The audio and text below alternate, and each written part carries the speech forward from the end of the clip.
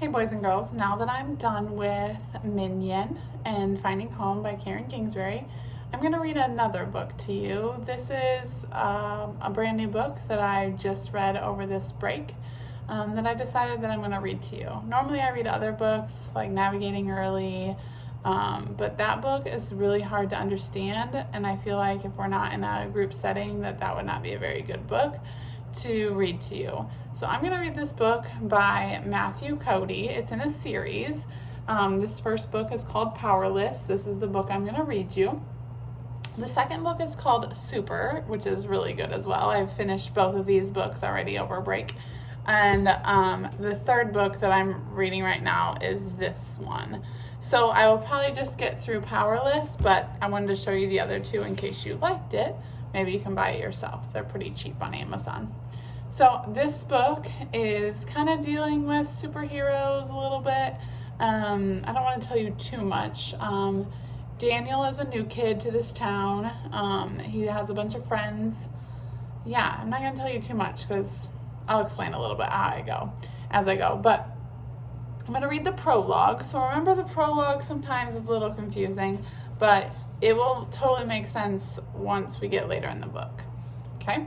So this is the prologue. Once again, Powerless by Matthew Cody.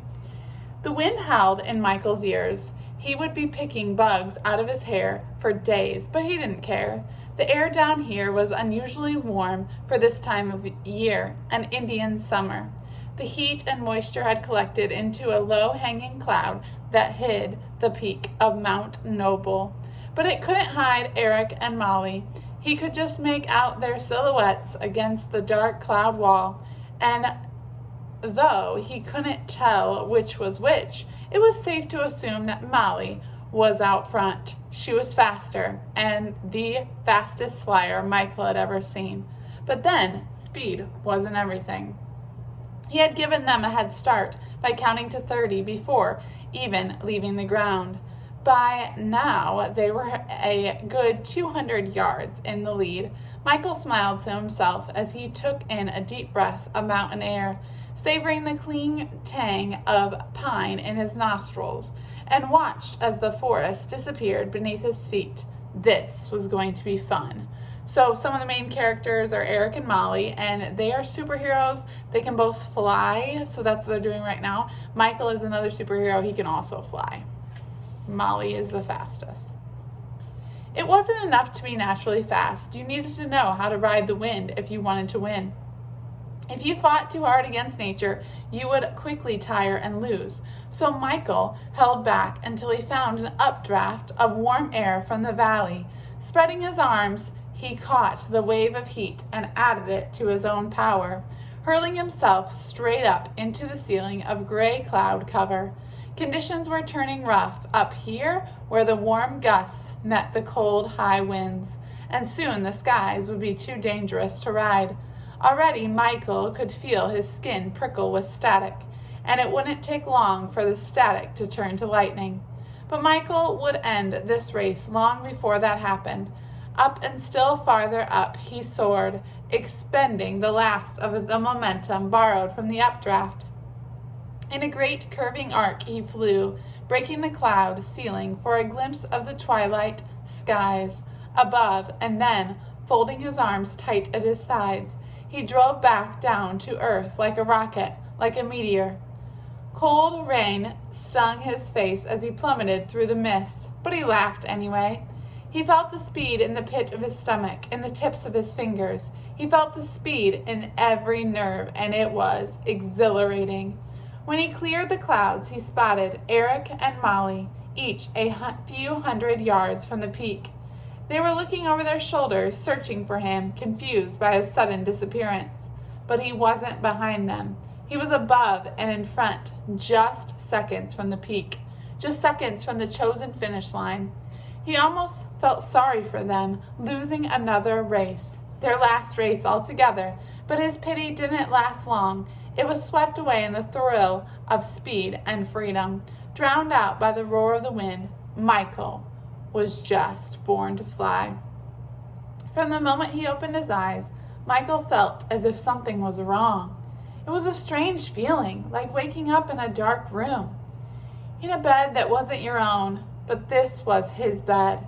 He recognized the sheets dotted with little stars and half moons, and sunlight streamed through his open window, revealing blue sky outside.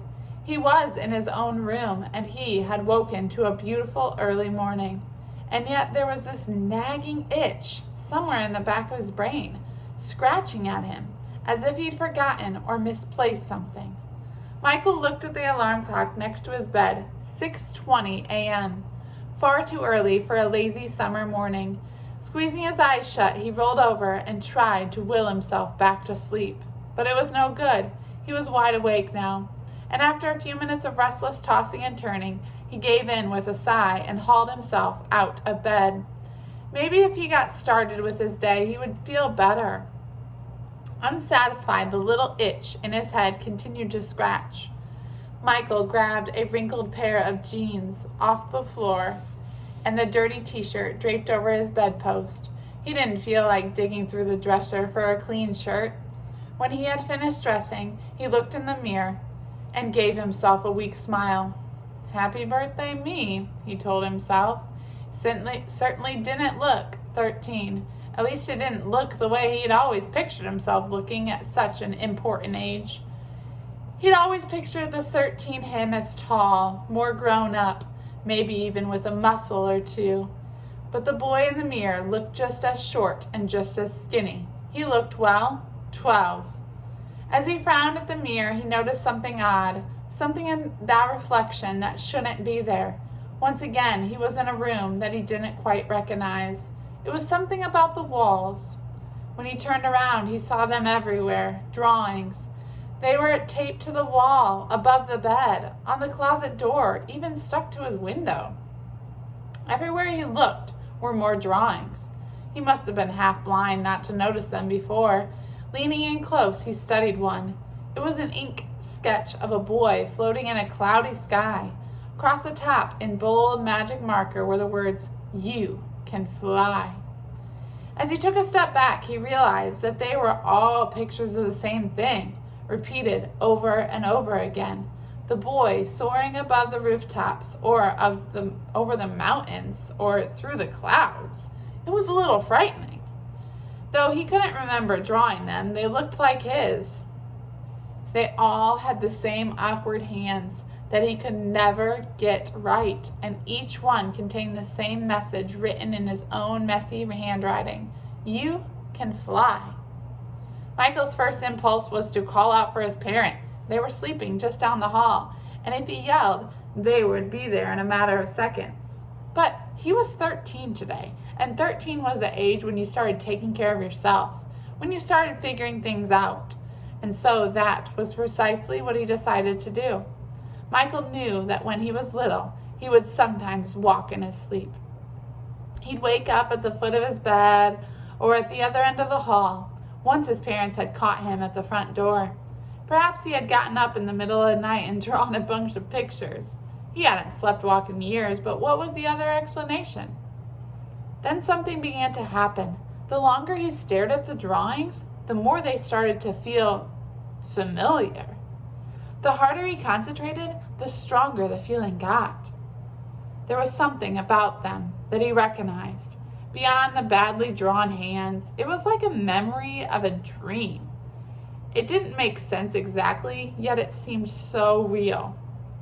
The itch in his head grew insistent, and when he closed his eyes, he could almost hear the sound of wind roaring in his ears, feel the cold, crisp air biting against his cheek. All at once, he felt sick. A queasy feeling twisted in his gut, and his head threatened to split open with a jabbing pain. His knees buckled as the room started to spin, and he had to grab hold of his desk just to stay upright. An awful fear gripped him, that there was something waiting for him when he closed his eyes. It was like a bad dream coming to life, a shadow blacker than the surrounding black, a living menace in the dark, and it was reaching for him, reaching. And like that, it was gone. He opened his eyes, and the darkness, the spinning, the horrible sickness, all of it vanished as quickly as it came. The itch receded once more to the back of his brain, chased there by a terrible shadow. "Happy birthday, Michael!" He looked up to see his parents in the doorway. They were still in their pajamas. "Hey, Michael, what's the matter?" asked his dad. "You look a little pale." Michael thought about telling them everything that had just happened, the mysterious drawings, the strange memories of cold wind, the thing in the dark. They were his parents. Surely they could help. I'm fine. It's just a little early in the morning," he answered instead. He was 13 today after all. To Michael's parents, his birthday party probably looked just like any other. The kids finished up their cake speckled with melted candle wax and went out into the yard to play catch. Eric teased Rohan whenever he dropped the ball, which was most of the time, while Molly complained that boys didn't throw straight anyways, so why were they even playing such a silly game?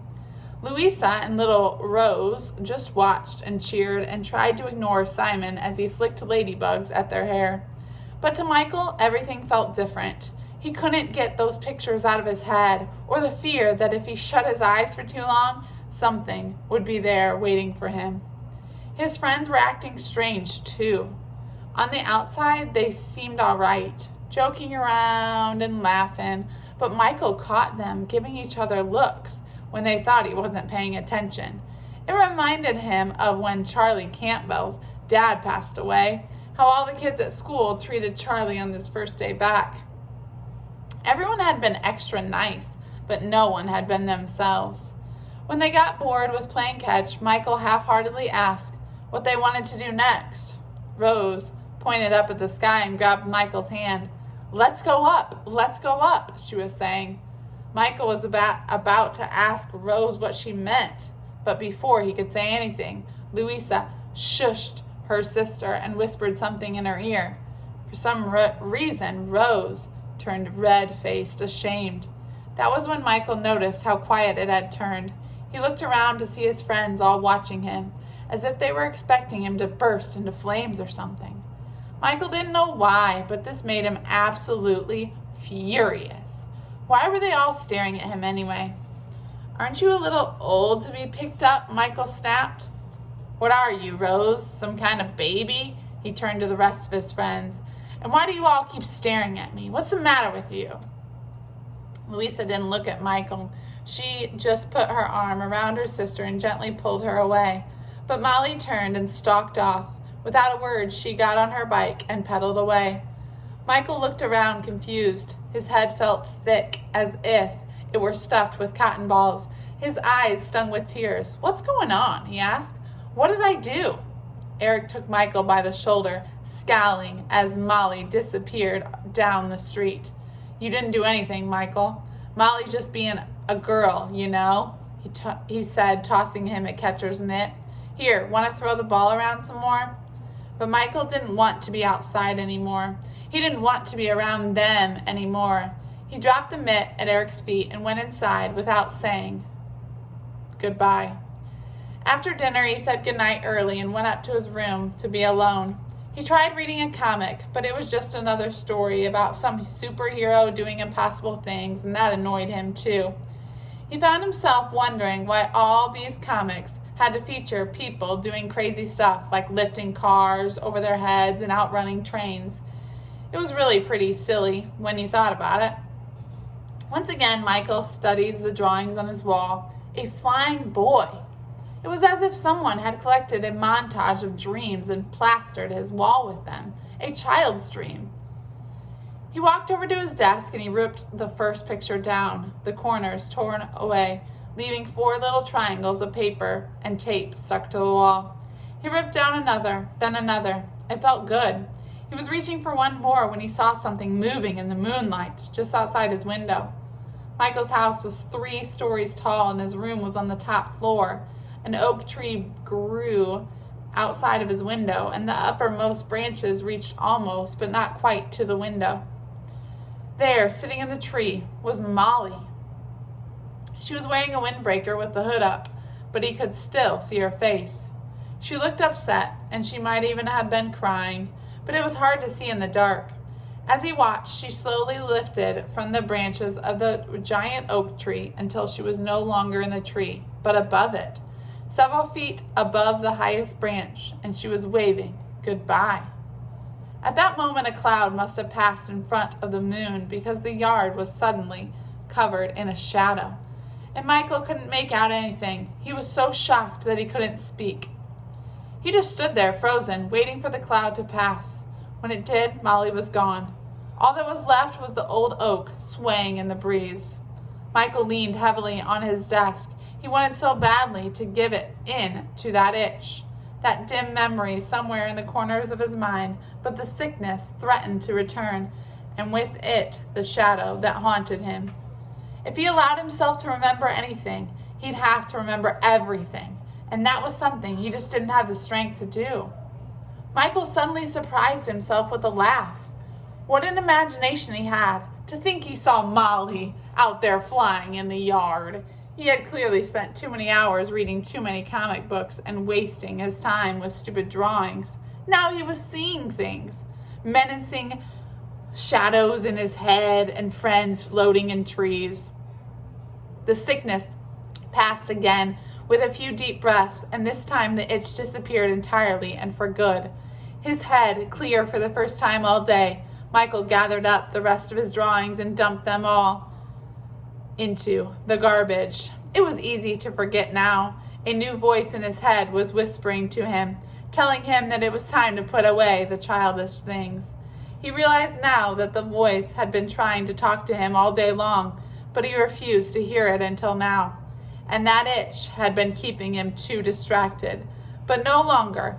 He pulled the shade down so he couldn't be tempted to look out again at that old oak tree, and climbed into bed. He turned out the light, and before long he was fast asleep. You can fly. That night and every night thereafter, Michael dreamt ordinary dreams. You can fly. And he never flew again.